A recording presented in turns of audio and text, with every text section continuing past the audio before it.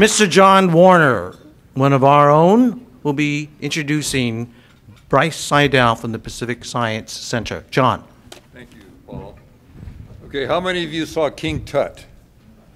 That's a bunch. If the rest of you had come, we would have hit exactly 700,000. That was the biggest turnout for King Tut in the United States in its entire visit. The Science Center celebrated its 50 years old anniversary last year. At 50 years ago, it became an independent organization from the city, from the government. It was totally independent. The Science Center land and buildings are owned by the Science Center, adjacent to Seattle Center. And it was the first actual hands-on science organization in the United States, where people could come and interact with things rather than be just a museum. About 1.2 million people a year are served by the Science Center. Last year, they received the nation's highest honor for community service by the National Medal for Museum and Library Services, a very rare event. And Bryce Seidl received that honor in the White House. Bryce has had 10 years almost with the Science Center, preceded by George Moynihan, who had 24 years, and George is back here to visit us at Seattle Rotary. George, nice to see you. Bryce had 25 years at the Simpson Company. He was general manager of the craft division. He was CEO of Fisher Mills until it closed. He was the mayor of Vancouver. All of these qualifications obviously led him to the Science Center. He's president of the Association of Science and Technology Centers, which is a global organization in 44 countries, and that's given him a global perspective. One of Bryce's accomplishments at the Science Center was the portal to the public, where we bring in practicing scientists, what I call real scientists, give them some training on how to talk to real people. Not that real scientists and real people are different. Well, there's a little, yeah, there is some differences. And being one of those, I can speak to it. But that has been a very successful program. Now, Bryce is not a real scientist. He's a real people. And so I don't think you'll have any trouble understanding him today. Thank you.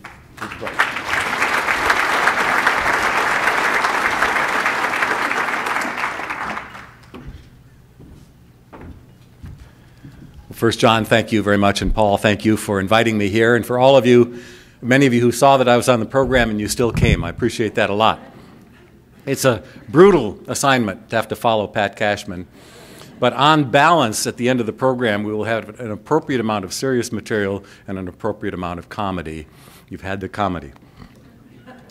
Seattle Rotary is a remarkable community organization, and I can tell you every one of us at the Science Center is deeply indebted to this club for the very generous support you provided for us in the late 90s, which allowed us to build the Rotary Discovery Labs. Since that was built, hundreds of thousands of children have learned about the joys of science at Pacific Science Center. It bears the name Rotary, and we're very proud of all of that. Today, what I want to do is share with you some of the challenges we face in the arena of science, technology, engineering, and math, or what's called STEM education. I promise this isn't going to be just a downer about how awful it is. There's a lot of things we can do about it, but I'll share some thoughts about those challenges. I'm going to suggest that progress depends upon reaching well beyond the boundaries of formal education into a deeper and into a broader community of institutions and of organizations. We're going to examine some intriguing global data and some trends that I think may upend or challenge some of the traditional assumptions about our society's approach to education in science and engineering and math. But first, I should make a few comments about the world in which I work and live because it shapes my perspectives. Something important did happen in 1962 in Seattle, and that was the birth of Pacific Science Center. As John pointed out, we were the first place in the world to open our doors from day one as a hands-on interactive center. Our birth heralded a whole new global field. It was a way for the general public to access ever more increasingly complex science. What distinguishes a science center, and what was unusual at the time, and not so unusual anymore, was that it was not a collections-based museum, it was not a school, but rather it was an interactive, inquiry-based center for engaging and informing and inspiring the general public and who would come to visit. Instead of paying homage to artifacts from the past, it engaged people in the processes of science, it celebrated ideas, and it celebrated the future. In 50 years, the Science Center has become one of the largest such institutions in the United States, with a reach that exists not only across the state of Washington, but now across the nation.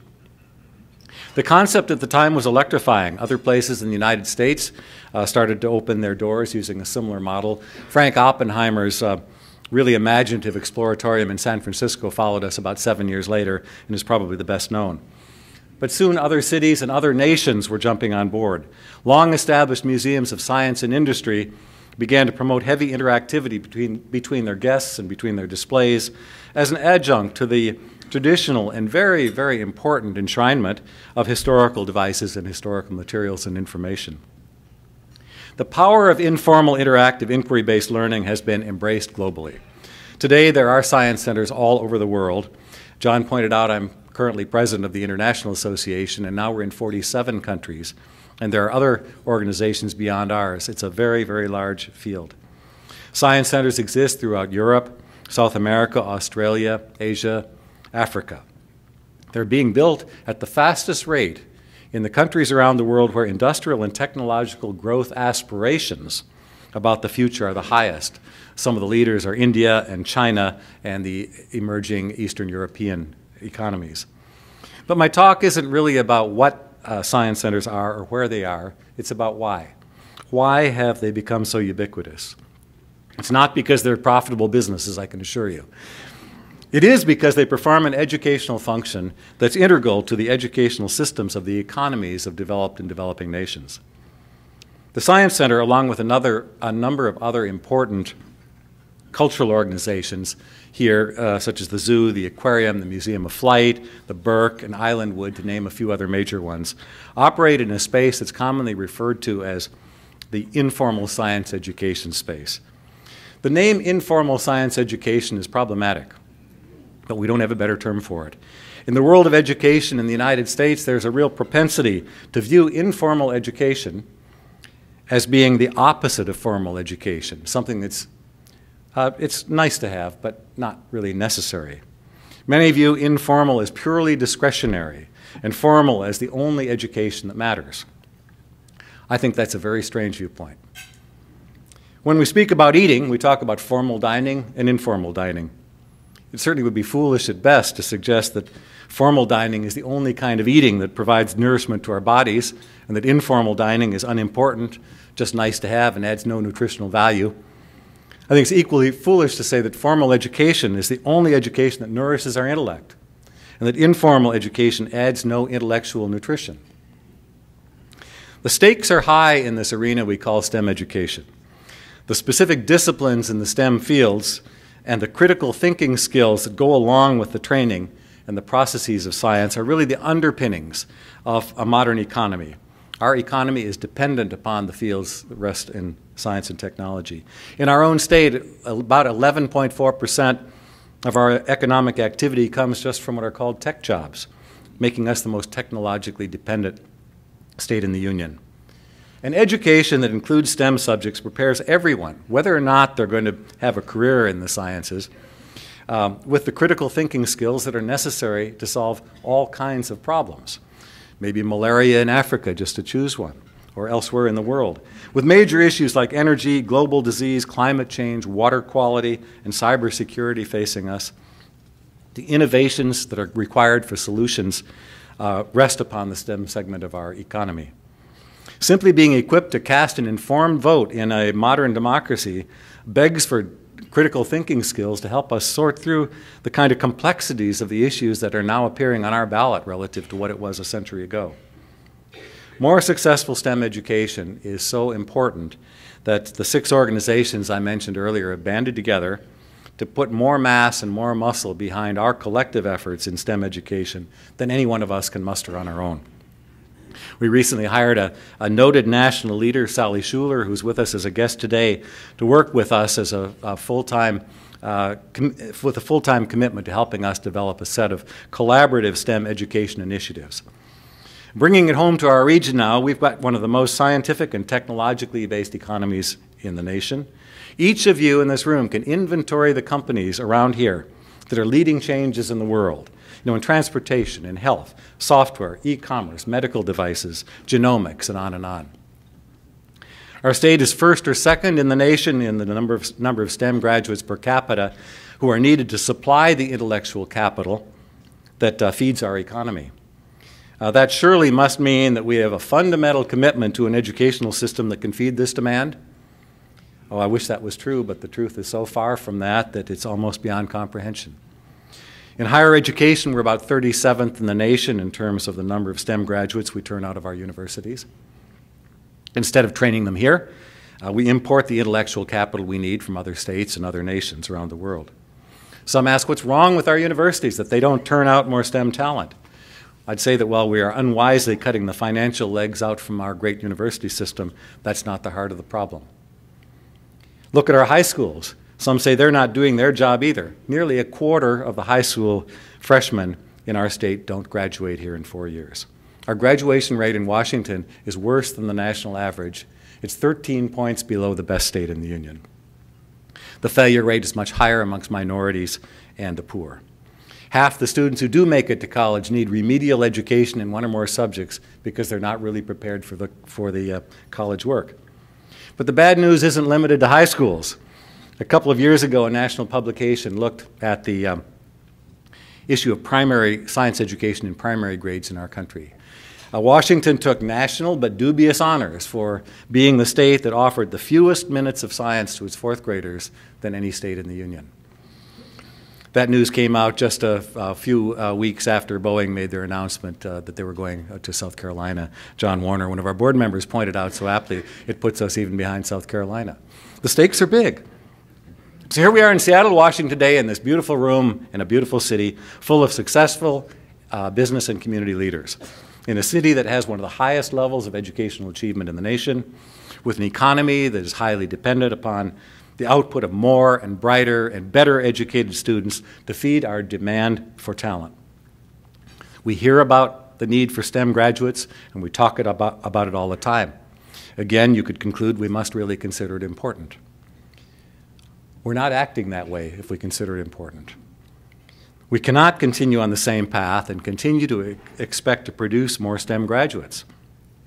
The kinds of graduates we need to write software for Microsoft, or to research new composite materials for aircraft at Boeing, or develop the whole new world of genetic medicine that's being pioneered at the Institute of Systems Biology and the other very interesting research laboratories around here.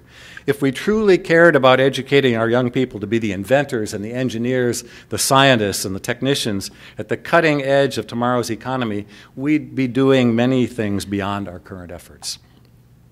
We'd be pouring our time and our talent and our treasury into getting our performance up to globally competitive standards. In President Obama's words, we know that the nation that out-educates us today will outcompete us tomorrow, and I don't intend to have us out-educated. Now, if that seems a long way from the subject of informal science education, it really isn't. Because I propose that real progress will not simply come by relieving the financial constraints on our formal education system, although that has to be an extremely important priority. It's fundamentally necessary. But progress will really only come when we recognize that education is not something that we can outsource to our school systems to do alone. Treating it as if education is a discrete activity that can be delivered to students in classrooms Monday through Friday from 9 to 3. Becoming educated is a lifelong process.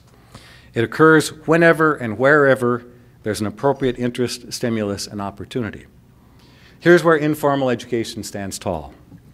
Contrary to those who think it's secondary to formal education, it really is a fundamental part of what I would call an education ecosystem, with many interdependent parts.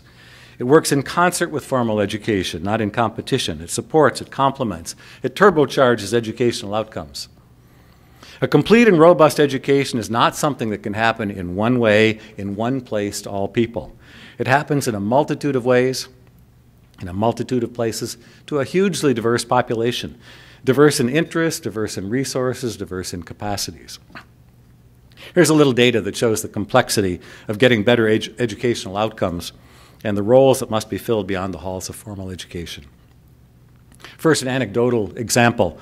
In a survey done for other reasons, Nobel laureates and the physical scientists were asked what it was in their lives that caused them to choose a path toward a life in science.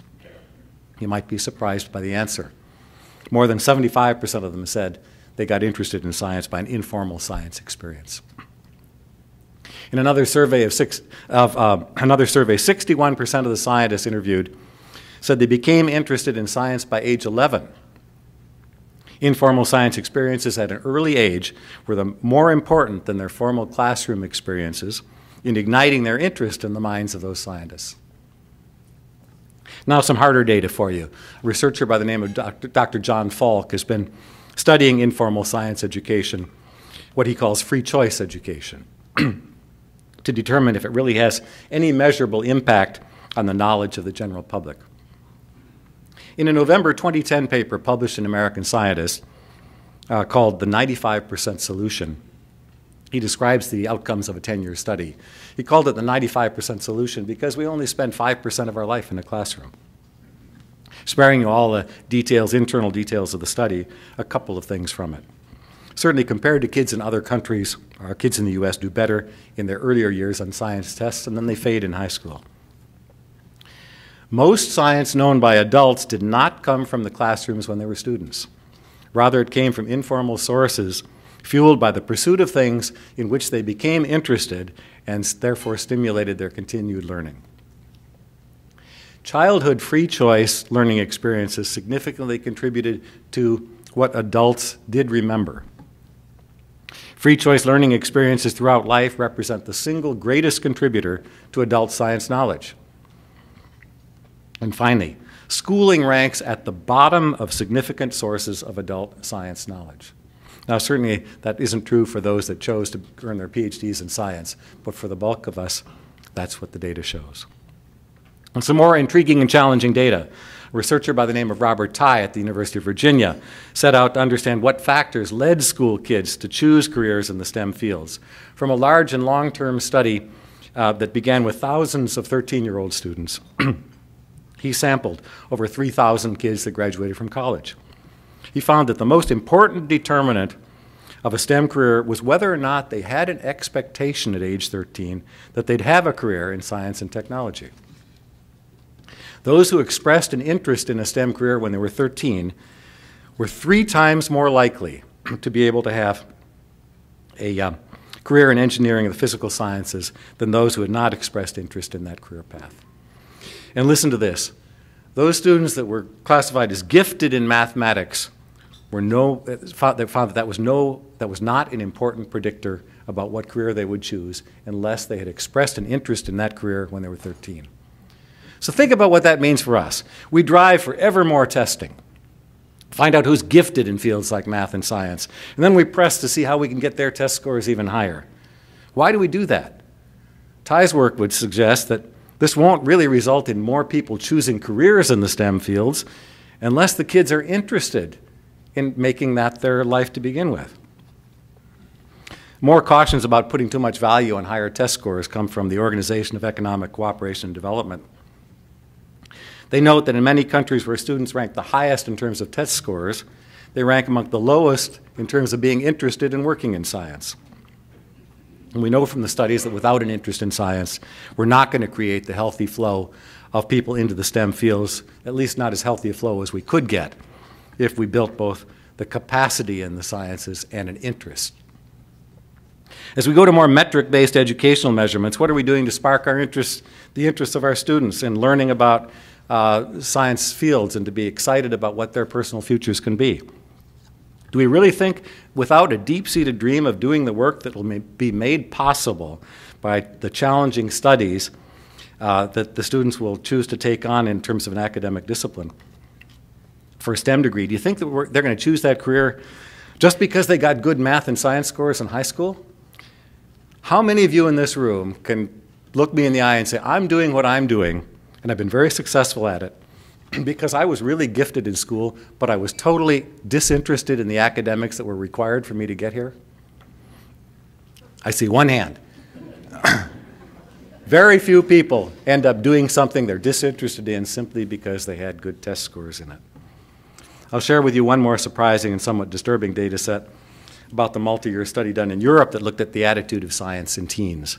Although the U.S. wasn't included, about 40 countries ranging from developed economies of Europe and Japan to emerging economies in Asia, Eastern Europe, and Africa were studied. Teens in the underdeveloped and the developing nations express the most positive attitudes about science and technology. In contrast, teens in the developed economies generally do not see STEM fields contributing either to their personal nor to their nation's betterment. Many express beliefs that science simply causes more problems than it solves. We've got to address the underlying issues that turn kids off to math and science. In other parts of the world, there's much greater public support for helping citizens to become interested in and inspired by science and technology. They recognize that engagement and inspiration are a necessary part of their educational ecosystems, and they're doing something about it. One thing they're doing is investing in informal science ed. They recognize that a teacher can be so much more effective in a classroom if the students have some reason to be interested in what they're hearing. In France, the public treasury starts the annual budget for the huge science center in Paris with the equivalent of $133 million. In London, public support for the Natural History Museum begins the year with about $47 million of public support. China's building science centers in every city with a population of 10 million or more, and that's a lot in China.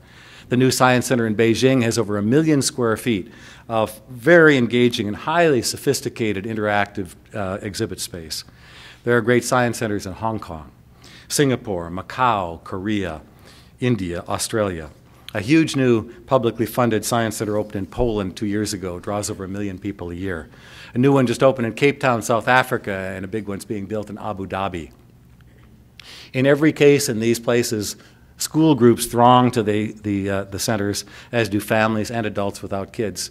In the United States, school visits are declining to institutions like ours. Cartoonist Walt Kelly of Pogo fame in the 1950s was poignantly insightful when Pogo uttered, "We have met the enemy and it is us." There's a chance that we're just too smart for ourselves. It is possible we will remain enamored with outsourcing education solely to the formal education system, and that we're going to continue to threaten them with constricted revenues until they get it right, without accepting the responsibility for better outcomes ourselves. We may choose to remain indifferent to the economic futures of the kids in our state and remain comfortable importing the intellectual capital from other states and nations that we need for our economy while we're comfortable with our kids providing these support jobs. We may continue to believe in the false promise that higher test scores will result in more people choosing a STEM career, while we ignore the immeasurable positive impacts on kids of stimulating their curiosity and their intellectual inspiration. Maybe we really believe that the kid that can recite the periodic table of the elements faster than anyone else is destined to become the next Nobel laureate in chemistry. Or maybe we're going to be smart enough to embrace the overused but relevant saying that begins, "It takes a village." Maybe we're going to accept that assessing education must go beyond the easily testable knowledge and consider whether or not we're also doing anything about developing interests and ambitions for people to go into these fields. And perhaps we're going to take the necessary actions to move beyond a primary interest of simply loading the core memory of our kids with data. We must help them develop a sense of excitement, a sense of inspiration, a sense of relevance to their personal lives, consistent with the interests of our society, that will fuel their own aspirations in life. We have a very rich cultural community in the Northwest, and it includes the arts and sciences. It's a point of pride for most of our residents. It's a core component of how businesses convince smart, and well-educated people to move here and to work here and to stay here, to live here. The zoo, the aquarium, Museum of Flight, Islandwood, Burke, Science Center are just a few of the organizations who, along with others in the visual and performing arts, are here to inspire our citizens to higher aspirations, to learn to dream, to imagine, to innovate, to invent, to be creative.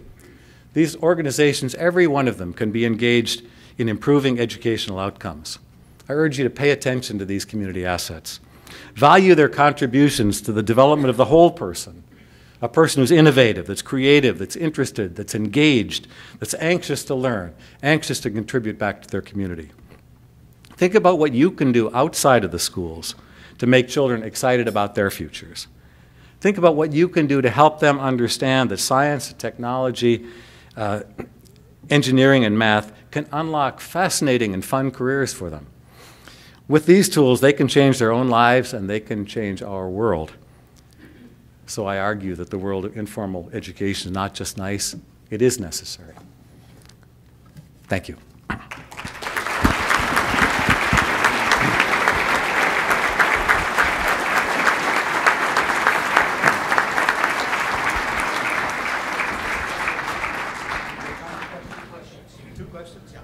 Two questions? There's one.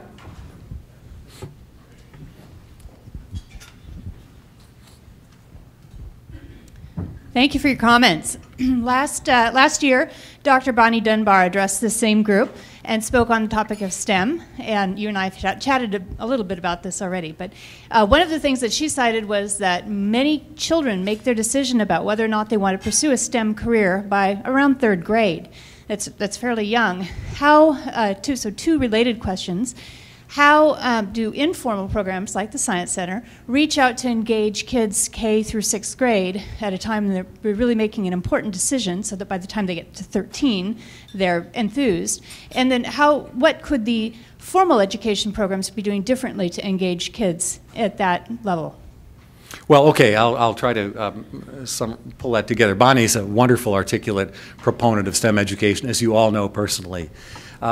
Organizations like ours and some of the others I mentioned have programs that not only are on site, but that go out into schools, into the communities, and showcase science and technology not as something that if you learn these facts, you'll do well on a test, but rather to pull the kids in to the real excitement of being able to solve a problem on their own, to have that fun of recognizing some fundamental principle of science, not because they were told what it was and asked to regurgitate it back, but to really to get their hands on and to play with it.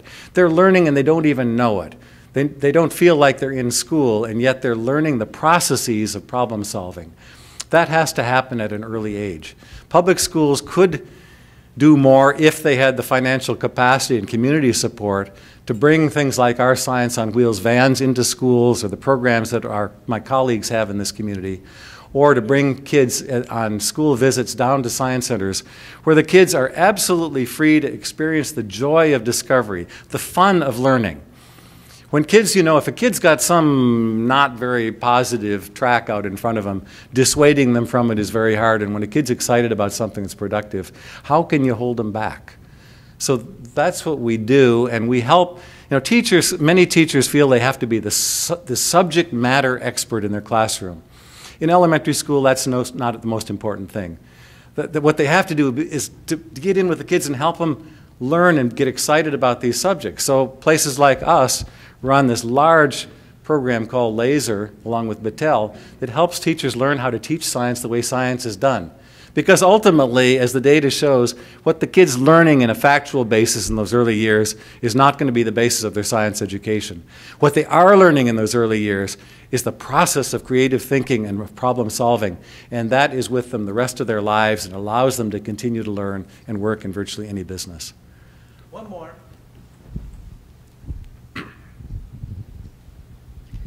Congratulations, Bryce, to get the President Medal of Science. That's a great honor. If you can tell us a little bit about how you get it. The other thing is, as you're such a good advocate for science, some of the school teachers, they stand on the TV and says, we don't want to take Washington State test. And some schools, they only have 20% of kids pass tests. Do you think like 80% of the kids, when they grow up, they cannot build a right bridge because bridge can fall down, and the airplane? So what is your views as your experience? Well, testing is a very complicated subject, and we can't deal with it here except to say that certainly assessment of what people know and understanding the effectiveness of education is important, but we have to be careful about what we assume given a test result. One of my colleagues was at a cafe over in Forks, and the young woman was a high school student who learned something, he had something to do with science. She said, I did really well on the science assessment test. And he was saying, isn't this great? And she said, thank goodness, because now I won't have to take any more science. No, it's just deflating. So I think that we've got a collective job to bring people into our businesses, into our lives. There's nothing, we build good exhibits at the Science Center. I hope you think so. We love them. But I will be the first person to say that the exhibit is not the most important thing. The most important thing is for a child or anybody to talk with another human being that loves their subject, that's enthusiastic about it, can help them see themselves actually doing some of this stuff. And that is the kind of experience that will light kids up in school and ultimately lead them to become the people that are building our bridges and writing our software and solving the medical issues that face us. Thanks.